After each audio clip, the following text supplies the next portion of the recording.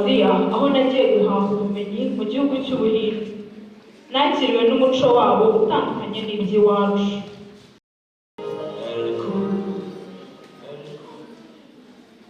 Mu Burayi ntihatemberera rero, aho bari barandahiye ko Paris mu Bufaransa ari mu mujyi w'ubusirimu n'ubwiza, mpahurira n'ibyabo n'ababo.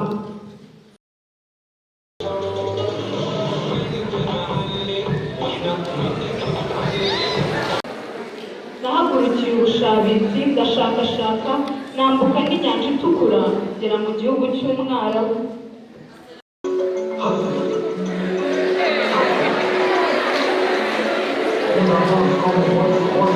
Duhuje byinshi, abaturanyi ntiduhuye, nabibonamo nk'Abanyafurika, navuga Igiswahili tugasabana, ariko n'ubundi ntaharuta iwacu.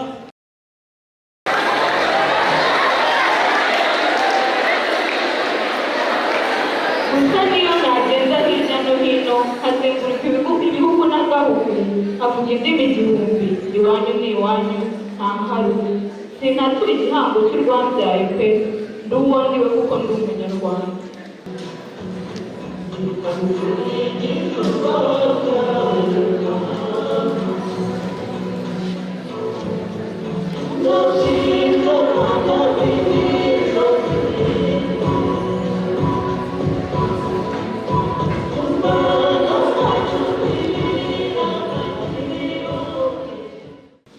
Ndi Umunyarwandakazi rwose, ntera ishema n'Ubunyarwanda.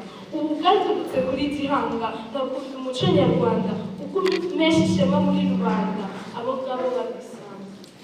Nariserutse muri ako gatondo, nahagaze ndende mfunze ipfundo, nyenyeye gitwara nk'umuti rwose, nyenyeye gutwara impamba rwose, mu ijwi riranguruye mu rurimi rw'iwacu. Impamba natwaye mu gaseke, abo bikojeje bakanseka, ibyo bakomeza ibyo byunguka, iby'abakurambere bigatabwa iyo mpamba yanjye nkayikomeraho, iri kamba ryacu nkaritsimbarara. Iyo mpamba mvuga ni umuco, ibijya gushya birashyuha kare, abakoloni ngo barahindura, ariko bari hamwe nibatana, umuco wacu ntiwatatana, ururimi rwacu ntirwaganza. Bintera gukunda u Rwanda, bimfasha gutwara impamba, umuco nyarwanda uraganza mu mbyino nyarwanda no mu myemerere y'abaturarwanda. Dukunde umuco turanga, tuvuge ururimi ruduhuza, biri mu nshingano zacu, ntidutange ngo dutangire ibyatugariwe. Muri iyi nkera y'abarezi twimakaza iby'iwacu, yari umusizi usigaye agasiganuza umusizi waje asamburwa agasaba batatu bwiza amaraso akabyaza idasize n'iyo rusizi neza akazi zidasarayisa.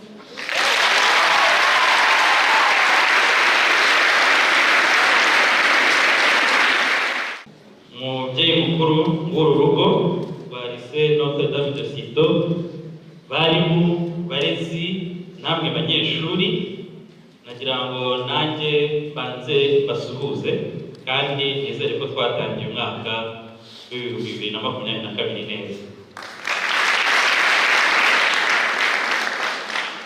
Nagira ngo kandi mbere y'uko ngira icyo mbabwira mbanze mbashimire cyane ibirori mwatweretse uno munsi. Hari imbyino, hari imivugo ndetse n'umukino watweretse ko aho wajya hose ibyo wahura nabyo byose nta handi hashobora kuruta u Rwanda. Ni ibintu byanshimishije cyane, ndetse nkaba numva ko twazajya dushaka kandi kanya tukagaruka tugatarama.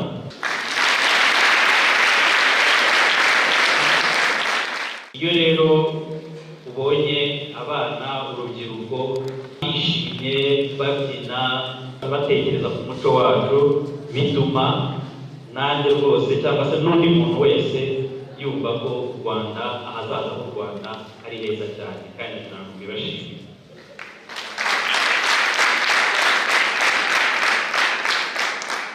Nshimishijwe rero no kubana namwe kuri uyu munsi dutangiza ku mugaragaro ukwezi k'umuco mu mashuri. Nk'uko twabivuze, ufite insanganyamatsiko igira iti umuco dusangiye uraturanga, ururimi rwacu rukaduhuza.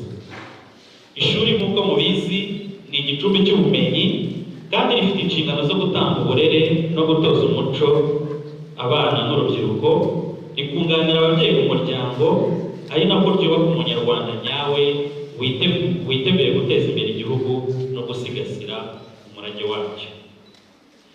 Twiyemeje kwigisha no gutoza umuco nyarwanda mu mashuri yose kugira ngo abanyeshuri bamenye banasobanukirwe ubudasa bw'umuco w'u Rwanda ubaranga bakwiye kubakiraho ubuzima bwabo nk'abanyarwanda. Uku kwezi rero dutangiza uno munsi kuzibanda ku kwigisha abanyeshuri umuco w'u Rwanda n'indangagaciro zabo zishamikiye ku zifatizo zemejwe enye. Murazizi indangagaciro fatizo?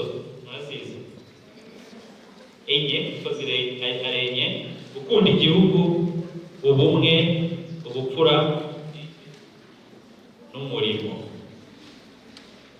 Banyakubahwa muteraniye hano barimo barezi, banyeshuri bacu, Minisiteri y'Uburezi igamije ko ukwezi k'umuco mu mashuri kuba igikorwa ngarukamwaka mu rwego rwo gukomeza gukangurira abanyeshuri kumenya umuco n'indangagaciro zawo na kirazira ziwuranga no kuwubakundisha kugira ngo bakure barangwa nawo ndetse banawusigasira kuko umuco ari wo shingiro ry'ubuzima bw'umuryango w'abantu.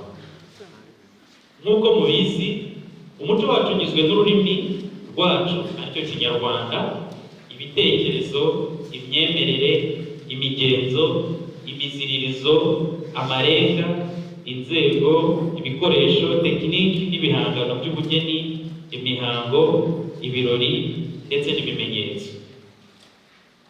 Ibi byose bihurira hamwe bikaturanga nk'abanyarwanda kandi bikadutandukanya n'andi mahanga nk'uko namwe mwabitweretse mu mikino mwatweretse hano. Banyakubahwa abayobozi muri hano rero, banyeshuri bacu, ubuyobozi bufite indangagaciro bubera abandi urugero kandi nabwo inshingano zigakorwa neza. Gutoza umuco mu mashuri ni inshingano z'abayobozi nk'uko ari inshingano z'ababyeyi ndetse n'abarezi. Mu gusoza rero, ndagira ngo nshimire abagize uruhare mu gutegura uyu munsi kandi nongera kwibutsa ubuyobozi bw'amashuri ko buri mwaka buri shuri ritegura gahunda zo gutoza umuco, ariko kandi by'umwihariko bugategura ukwezi k'umuco mu mashuri nk'umwanya wihariye wo gushyira imbaraga mu bikorwa bitoza abanyeshuri umuco w'u Rwanda, kandi ibi bikorwa bizajya bikomeza buri kwezi kugize umwaka w'amashuri. Ibi bisobanuye iki rero? Bisobanuye ko uku kwezi twatangije uno munsi ku rwego rw'igihugu hano muri Lycée Notre Dame de Kizito ndetse no muri Groupe Scolaire Kampanga Kinigi. Ukwezi tuzajya tugenda tugiramo ibikorwa bitandukanye mu mashuri atandukanye, ariko tukanasaba ko buri kwezi abayobozi bazajya badushakira umunsi muri uko kwezi aho tuzajya duhura nk'urugo tukazirikana umuco nyarwanda, tukazirikana ubunyarwanda, kuko nk'uko twahereye kare tubivuga, ibyo twiga byose mu mashuri ari ubumenyi, mwagiye mutubwira ibyo mwiga, abiga MPG, abiga amashami yose mwakwiga, ubundi bumenyi bwose mwakwiga, nta handi bufata atari umunyarwanda wuzuye. Icyo tubasaba rero ni ugushyira imbaraga, gukomeza kuzirikana ko turi abanyarwanda, wamara kuba umunyarwanda wuzuye nyuma ukazaba ibindi byose tukwigisha hano mu ishuri. Turifuza ko nabyo mubishyiramo imbaraga, turifuza ko mushyira imbaraga mu masomo yanyu, turifuza ko mushyira imbaraga mu mikino, turifuza ko mushyira imbaraga mu bindi byose mubonera muri uru rugo, ariko ibyo byose nta kintu bifataho, bifata ubunyarwanda bwuzuye. Igihugu rero nk'uko bahoze babivuga kare, igihugu kitagira umuco kirazima, kandi rero bikaba ari inshingano zacu gukomera ku muco no kuwutoza abato. Mugire rero amahoro, mukomeze mugire amasomo meza, mukomeze mwirinde icyorezo cya COVID-19.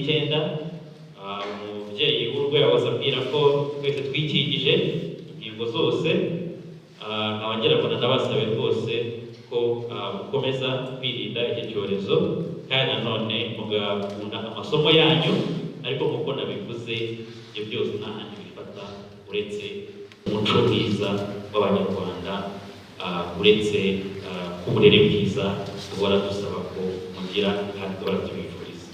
murakoze cyane rero kugira umunsi mwiza.